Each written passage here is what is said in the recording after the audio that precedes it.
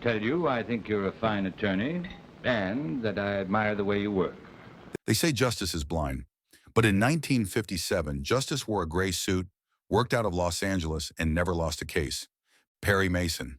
The name alone conjures images of courtroom drama, last-minute confessions, and a defense attorney who could make witnesses crack like cheap plaster. For 9 seasons and 271 episodes, Raymond Burr owned Saturday nights and America couldn't get enough. But here's the thing about legends, friend. Scratch the surface, and you'll find the real stories always stranger than the one they sold you. Welcome to the Noir Lens. I'm about to pull back the curtain on Perry Mason, and what you're about to discover? Let's just say the truth has been objected to, overruled, and buried in the case files for far too long. Fact number 1, Raymond Burr's fictional past. Raymond Burr claimed he'd been married 3 times, said his first wife and son died in a plane crash in 1943. Here's the rub. None of it was true. No wives, no plane crash, no son. Biographers found nothing. No marriage licenses, no death certificates, no paper trail. Why the lie? In 1950s Hollywood, being a gay actor wasn't a career builder. Burr invented a tragic past to deflect questions about why he never dated women. The man who played the most honest lawyer on television spent his real life living a lie. If you like this video so far, please go ahead and like it and subscribe to the channel. It keeps more deep dive gems like this coming. Fact number 2, the show almost wasn't Raymond Burr.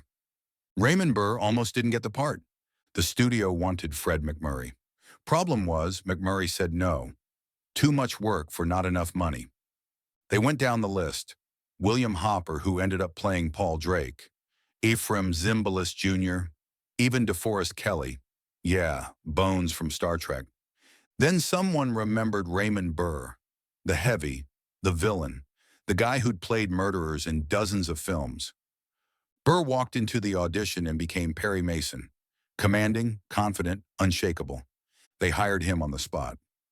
Fact number 3, Perry Mason never lost, except when he did. Here's the myth. Perry Mason never lost a case.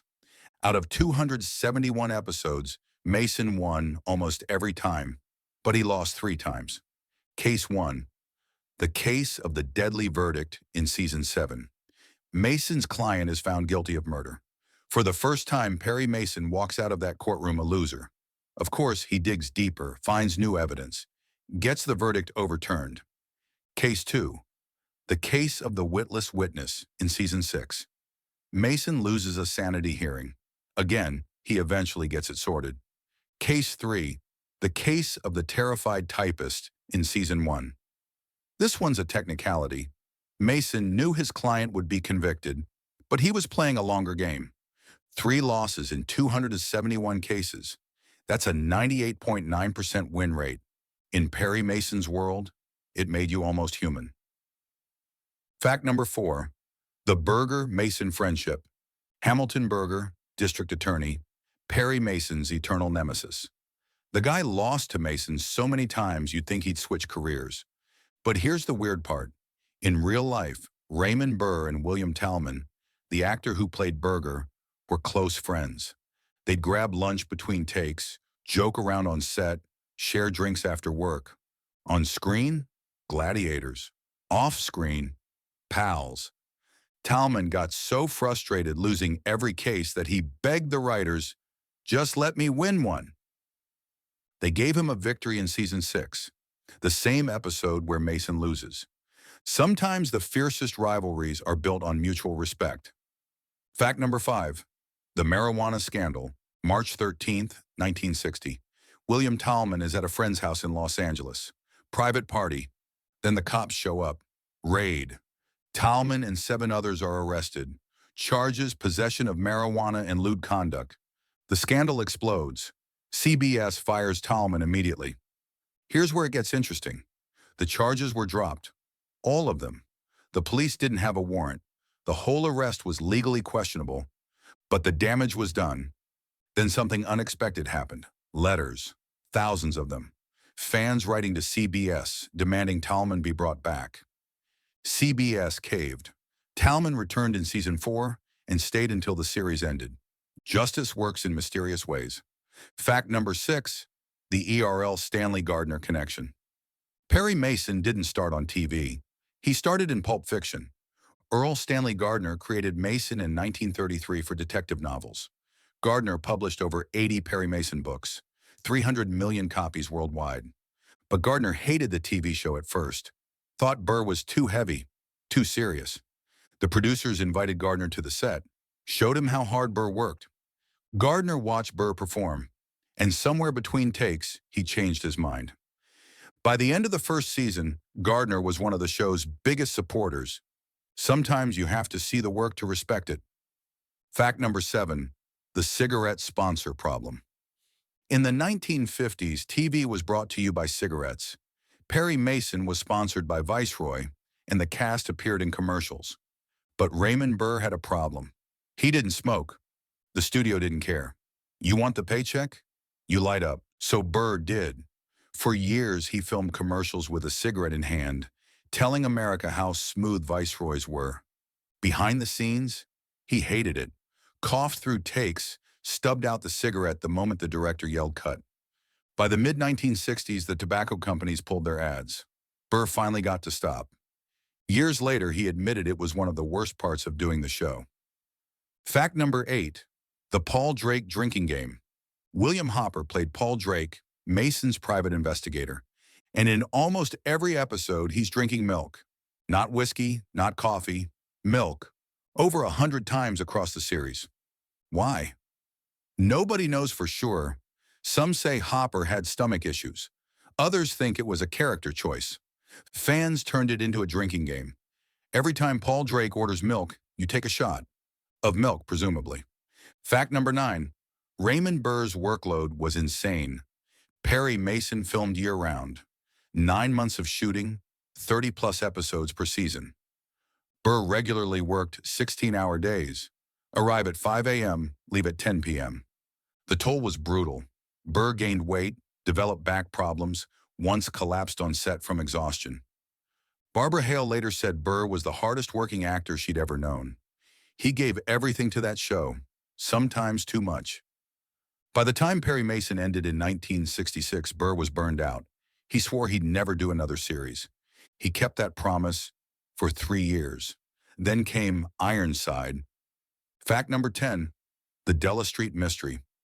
For 9 seasons, fans asked, are Perry and Della together? The show never answered, never confirmed, never denied. Perry and Della had chemistry. They finished each other's sentences, worked late together, shared glances that said more than words, but they never kissed, never went on a date. Earl Stanley Gardner was adamant. Perry and Della were professionals. Anything more would cheapen the dynamic. Barbara Hale said she played Della as a woman in love with Perry. Raymond Burr said Perry loved Della, but was married to his work. The fans? They wrote thousands of letters begging for a wedding episode. It never came. Some mysteries are better left unsolved. Fact number 11, the Perry Mason cinematic universe. Perry Mason ended in 1966, 9 seasons, 271 episodes. But in 1985, NBC brought it back. TV movies. Raymond Burr returned. Older, grayer, still unbeatable. Between 1985 and 1995, they made 30 Perry Mason TV movies. Burr did 26 before his health gave out. Barbara Hale returned for all of them. William Catt, Hale's real-life son, played Paul Drake Jr. Then Burr died in 1993. The producers tried to continue without him. It didn't work. Without Burr, Perry Mason wasn't Perry Mason. The final TV movie aired in 1995. Until 2020, when HBO rebooted the character with Matthew Rhys. The legend refuses to die. Fact number 12, the Emmy shutout. Perry Mason was one of the most popular shows on television. Top 10 in the ratings for years, and it never won a single Emmy for Outstanding Drama Series. Raymond Burr won twice, Best Actor in 1959 and 1961. Barbara Hale won for Best Supporting Actress in 1959. But the show itself, nominated 6 times, never won. Burr didn't seem to care. He joked, "We win every case on the show. That's enough for me." Fact number 13. Burr worked through serious injuries. During season 6, Raymond Burr suffered a serious injury on set. Slipped on a wet floor, fell hard, injured his shoulder. The doctors told him to take weeks off, rest, recover.